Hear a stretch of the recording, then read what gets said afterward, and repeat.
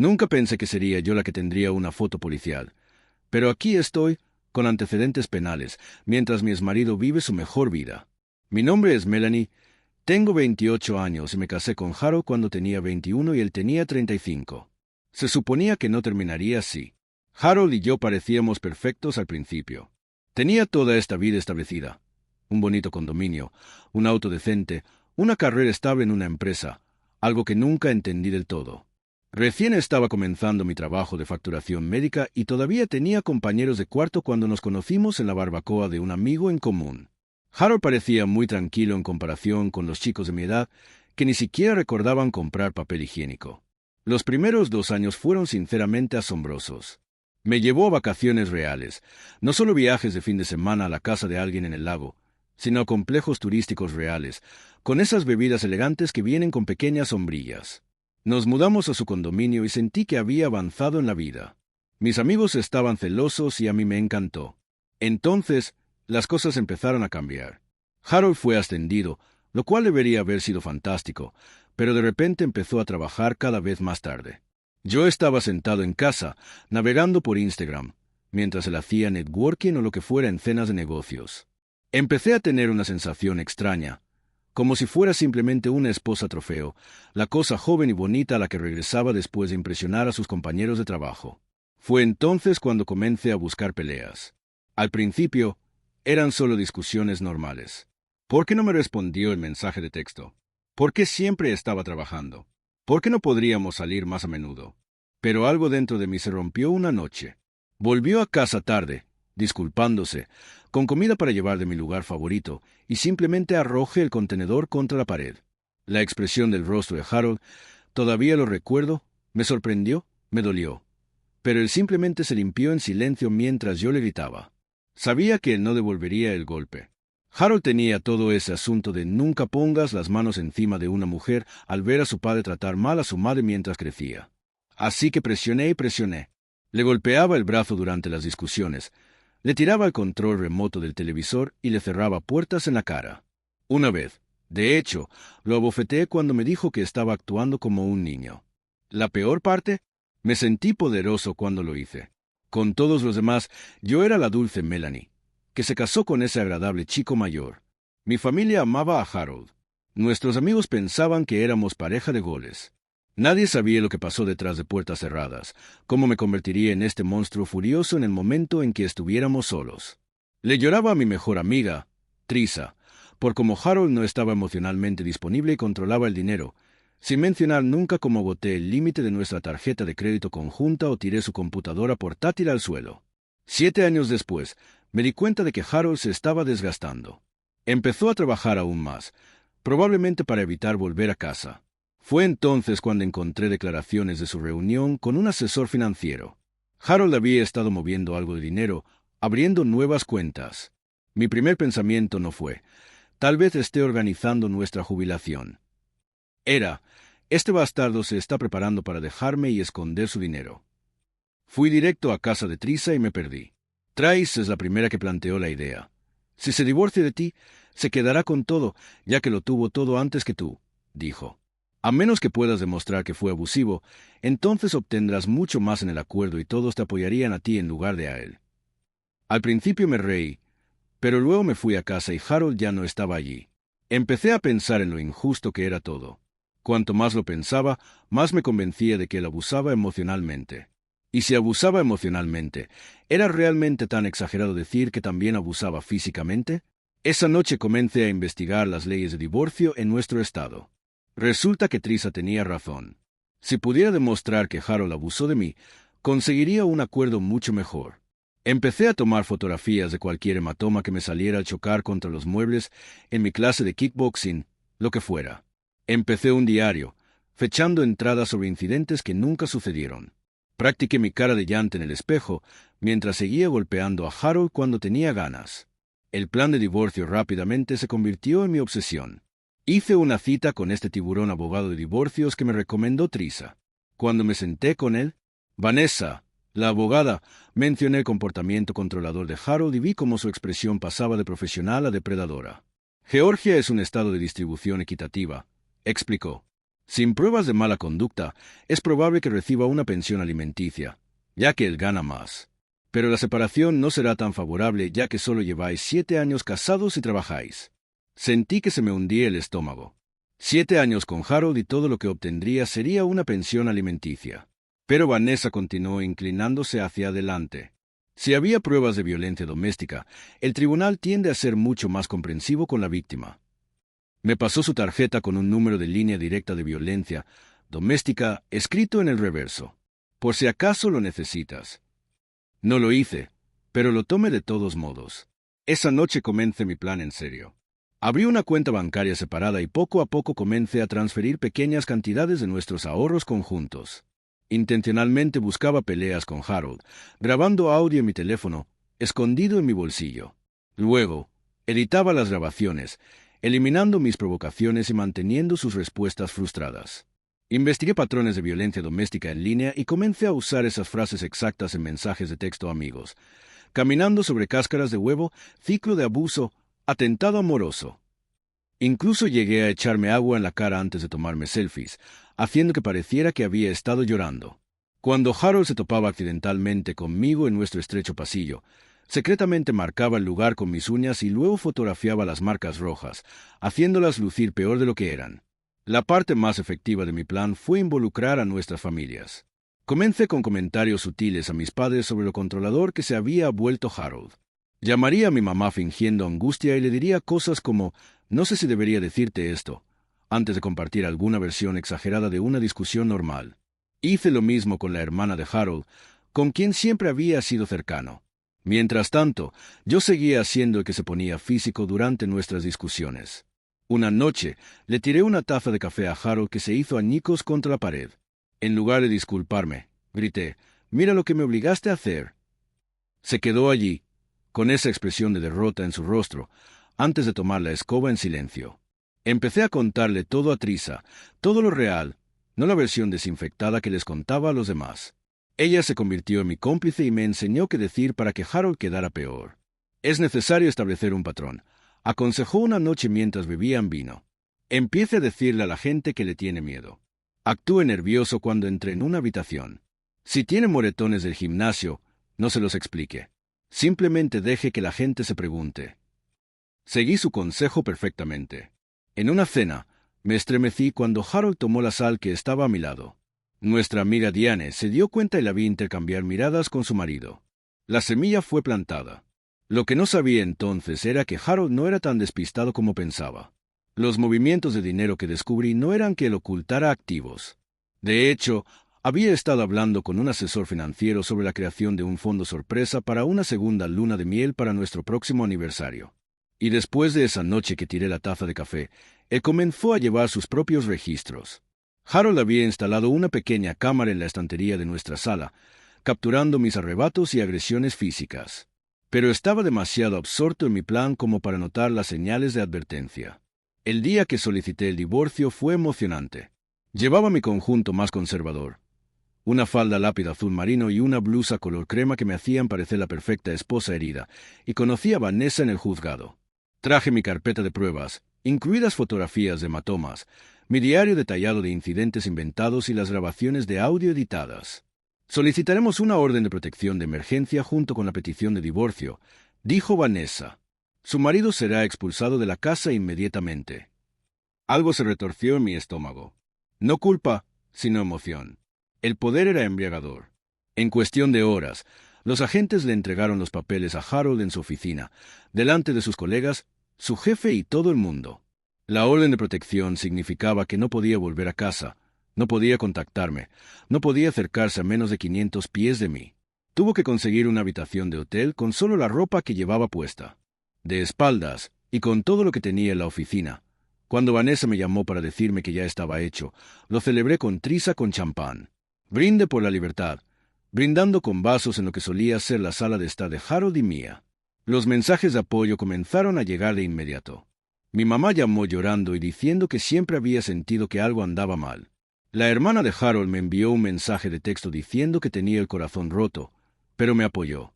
Amigos con los que no había hablado en meses se acercaron y me ofrecieron habitaciones libres, hombros sobre los que llorar y testigos de carácter. Hice el papel perfectamente. La valiente superviviente que finalmente escapa de su abusador. Hablé con una voz un poco más suave. Agregué un sutil estremecimiento cuando alguien se movía demasiado rápido. Dominé el arte de la sonrisa agradecida y llorosa cuando alguien me ofrecía apoyo. Pero hubo fallas en mi desempeño. Cuando la madre de Harold llamó, devastada y confundida por el hijo que creía conocer, luché por mantener mi historia. Esta mujer me había acogido en su familia y me había tratado como a una hija. El dolor en su voz era real.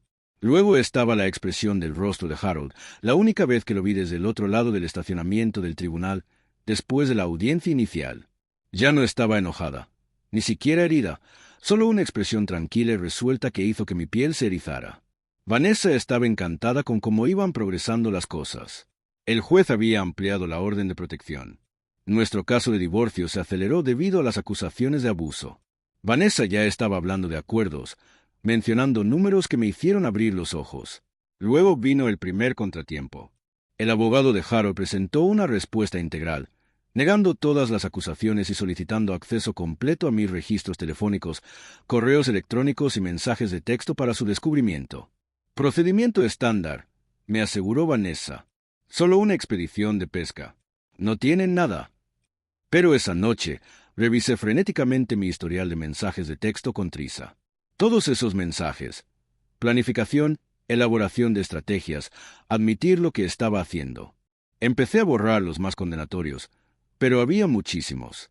2 días después, el abogado de Harold presentó una moción, incluyendo una memoria USB con evidencia en vídeo. Mi corazón se detuvo cuando leí el expediente. ¿Vídeo? ¿Qué vídeo? Vanessa me llamó a su oficina. Su tono había cambiado. Melanie, dijo lentamente, ¿hay algo que no me hayas contado? Algo sobre tu relación con Harold. Sacudí la cabeza, manteniendo mi fachada inocente. No, nada, solo está tratando de asustarme. Bueno, su abogado ha presentado imágenes de seguridad de la casa que, según afirman, lo muestran a usted como el agresor en su relación. Afirman que usted inventó las acusaciones de abuso. Se me secó la boca. La cámara de estantería. Tenía que serlo. ¿Cuánto tiempo había estado allí? ¿Cuánto había visto? Está mintiendo, dije, pero mi voz tembló. Los ojos de Vanessa se entrecerraron. Por su bien, eso espero. Porque si no es así, nos enfrentaremos a posibles cargos de perjurio, presentación de informes falsos y mal uso de los recursos del tribunal. Ya no se trata solo de su acuerdo de divorcio. Cuando salí de su oficina, mi teléfono sonó con un mensaje de texto de Trisa. Necesitamos hablar ahora. El abogado de Harold se puso en contacto conmigo para solicitar una declaración. Sentí que el mundo cuidadosamente construido que había construido comenzaba a desmoronarse a mi alrededor. Las siguientes 2 semanas fueron las peores de mi vida. Conocí a Trisa en una cafetería alejada de nuestros lugares habituales. Ella ya estaba allí cuando llegué, triturando nerviosamente una servilleta. ¿Qué les dijiste? Exigí antes incluso de sentarme. Nada todavía, susurró. Pero Mel, tiene nuestros mensajes de texto. Todos. El abogado de Harold envió capturas de pantalla. Se me cayó el estómago. ¿Cómo? Yo pregunté. Los borré. ¿Hicieron que un técnico lo recuperara de la nube o algo así? No lo sé. Miró ansiosamente a su alrededor. No puedo cometer perjurio, Mel. Podría perder mi licencia de enfermería y toda mi carrera. Sentí que el pánico aumentaba. Entonces, ¿qué? ¿Me vas a tirar debajo del autobús? Después de que me ayudaste a planificar todo, ¿fuiste tú quien realmente lo hizo? Trisa ceseó. Nunca pensé que llegarías tan lejos. Nunca pensé que presentarías cargos falsos. La dejé allí, mi supuesta mejor amiga, sabiendo que le contaría todo a los abogados de Harold para salvarse. Mientras conducía a casa, Vanessa llamó. El juez quería revisar la evidencia en vídeo en privado antes de decidir los próximos pasos. A la mañana siguiente, un mensajero entregó un paquete en mi puerta. Dentro había una unidad USB y una carta del abogado de Harold. Antes de continuar, mi cliente quería que usted tuviera la oportunidad de revisar esta evidencia. Tenemos mucho más. Le sugerimos que reconsidere su posición de inmediato. Con manos temblorosas, conecté el disco a mi computadora portátil. El vídeo empezó a reproducirse, docenas de fragmentos de lo que debieron ser meses de grabación secreta. Allí estaba yo, gritándole a Harold, arrojándole cosas, empujándolo, abofeteándolo cuando intentaba alejarse. En un clip particularmente condenatorio, se me escuchó claramente decir: «¿Qué vas a hacer? ¿Devolverme el golpe? Sabes que no puedes». Esa tarde, Vanessa había convocado una reunión de emergencia con el abogado de Harold. Me senté frente a Harold por primera vez desde que todo esto comenzó. Parecía diferente, de algún modo más fuerte, menos abatido. «Estamos preparados para ofrecer un trato», dijo secamente su abogado. «El señor Tad Wilson no presentará cargos penales por violencia doméstica, informes falsos o intento de extorsión si la señora Wilson acepta retractarse de todas las acusaciones de abuso de inmediato, emitir una disculpa formal, aceptar una división equitativa de bienes basada en contribuciones prematrimoniales y firmar un acuerdo de confidencialidad sobre las circunstancias del divorcio». Vanessa me miró. «Esto es extremadamente generoso considerando la evidencia». Me sentí acorralado. «¿Qué pasa con la pensión alimenticia?» El abogado de Harold realmente se rió. «¿Pensión alimenticia, señorita Wilson? Se enfrenta a posibles cargos por delitos graves. Debería preocuparse por evitar la cárcel, no por obtener una pensión alimenticia». Firmé el acuerdo esa tarde, pensando que la pesadilla finalmente había terminado. Me equivoqué. 2 días después, me llamaron a la oficina de mi supervisor en la compañía de facturación médica. Alguien les había enviado los videos. No podían permitir que un empleado que hubiera presentado denuncias falsas de violencia doméstica y cometido perjurio manejara información confidencial de pacientes. Me despidieron inmediatamente. Luego empeoró. La fiscalía se puso en contacto conmigo directamente. A pesar del acuerdo de Harold de no presentar cargos, estaban avanzando con una investigación criminal basada en la evidencia que ahora se había convertido en parte del registro público. El Estado me acusaba de presentar un informe falso, perjurio y uso indebido de órdenes de protección de emergencia. Teresa no respondía a mis llamadas. Mis padres, que habían visto los videos que la madre de Harold les mostró a regañadientes, se estaban tomando un tiempo para procesar todo. Los amigos que se habían unido a mí ahora estaban en silencio o abiertamente hostiles. Tuve que contratar a un abogado defensor penal que no podía pagar. Mi nuevo abogado fue directo. «La evidencia es abrumadora. Usted mintió al tribunal, inventó acusaciones de abuso y hay un patrón documentado de que usted es la pareja abusiva. Nuestra mejor opción es negociar un acuerdo de culpabilidad». El sistema legal que había intentado manipular cayó sobre mí con toda su fuerza. Mi caso penal se prolongó durante meses. Me mudé de lo que había sido nuestra casa a un pequeño estudio que apenas podía permitirme. Nadie me contrataría una vez que realizaron una verificación de antecedentes y vieron los cargos pendientes. Mi abogado defensor logró negociar un acuerdo de culpabilidad que me mantuvo fuera de la cárcel, pero las condiciones fueron duras. 2 años de libertad condicional, 200 horas de servicio comunitario, terapia obligatoria para el manejo de la ira y antecedentes penales permanentes.